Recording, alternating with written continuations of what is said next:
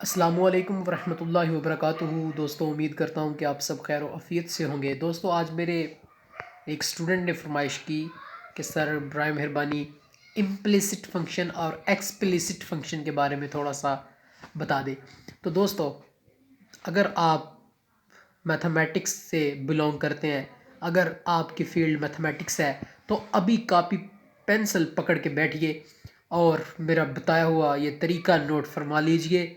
कभी भी ज़िंदगी में किसी फंक्शंस को ये ज़ाहिर करने के लिए, ये उसके बारे में डिसीजन लेने के लिए कि क्या ये फंक्शन एक्सप्लिसिट फंक्शन है या इम्प्लिसिट फंक्शन है, तो दोस्तों एक सेकंड में आप ये पता करेंगे, एक सेकंड में आपको पता चल जाएगा। तो I'm gonna share with you a very handsome trick. How can we find a function? How can we indicate a function is implicit function और function is explicit function? अगर दोस्तों आप जानते हैं कि फंक्शन में दो चीज़ें होती हैं, एक तो होता है इंडिपेंडेंट वेरिएबल, एक होता है डिपेंडेंट वेरिएबल। जो इंडिपेंडेंट वेरिएबल होता है वो होता है x, और जो डिपेंडेंट वेरिएबल होता है वो होता है y। तो दोस्तों, अगर if y is expressed in the terms of x, if y is expressed in the terms of x, या हम कह सकते हैं if dependent variable y is easily expressed in terms of independent variable x, then that function is called explicit function. That function is called explicit function. अच्छा, तो दूसरा क्या होगा? implicit function. If dependent variable y cannot easily expressed in terms of independent variable x, then that given function is called implicit function.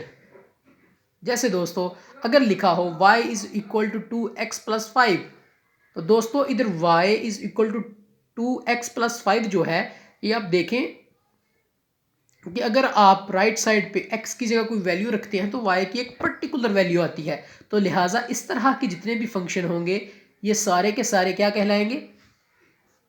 Explicit functions. अब हम implicit functions की बात करेंगे।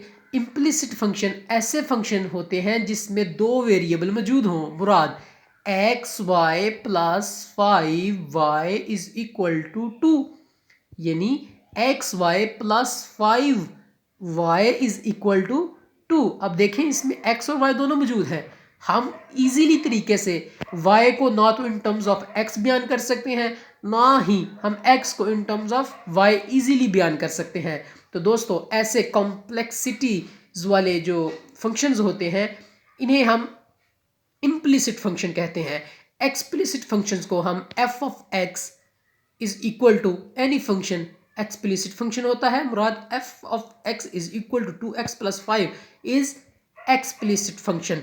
और इम्प्लिसिट फंक्शन ऐसा फंक्शन होगा, मुराद f into X comma Y is equal to 0। तो इस तरह के ऐसा फंक्शन जिसमें x y दोनों मौजूद हों और कोई एक वेरिएबल दूसरे वेरिएबल के लिहाज से आसानी से बयान ना हो सके, तो ऐसे फंक्शन को क्या कहते हैं?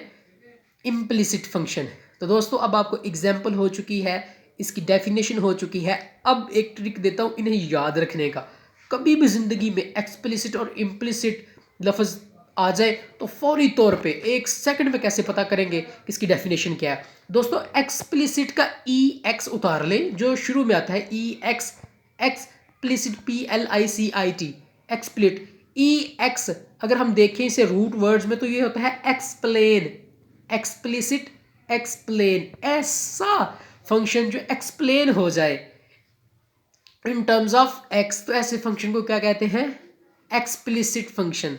आगे है इम्प्लिसिट फंक्शन। दोस्तों, इंग्लिश का एक बहुत प्यारा रूल है कि जब लफ्ज़ को उल्ट करना हो, या तो हम अन लगा देते हैं, या हम डिस लगा देते हैं, या हम इम लगा देते हैं, या हम कोई भी चीज़ लगा देते हैं।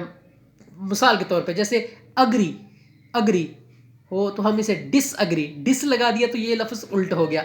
ऐसे ही अगर मेच्योर लफ्ज़ है तो इमैच्योर कर दूं तो ये उल्ट हो गया। ऐसे ही अगर लफ्ज़ हो करेक्ट तो मैं कह सकता हूँ अनकरेक्ट, अन लगा के भी लफ्ज़ को नेगेटिव किया जा सकता है। ऐसे ही इधर देखें एक्सप्लिसिट, ई एक्स जो एक्सप्लेन हो जाए वो वाला फंक्शन क्या कहलाएगा, एक्सप्लिसिट फंक्शन। और इम्प्लिसिट, इम एक्सप्लिसिट का उल्ट इम्प्लिसिट, जैसे मैच्योर और इमैच्योर, ऐसे ही एक्सप्लिसिट, एक्सप्लिसिट और इम्प्लिसिट। तो इम इधर एक्सप्लिसिट का उल्ट है, यानी कि ऐसा फंक्शन जो इन टर्म्स ऑफ एक्स बयान ना हो सके, तो ऐसे फंक्शन को हम क्या कहेंगे, इम्प्लिसिट फंक्शन। दोस्तों उम्मीद करता हूँ कि आपको ये वीडियो अच्छी लगी होगी।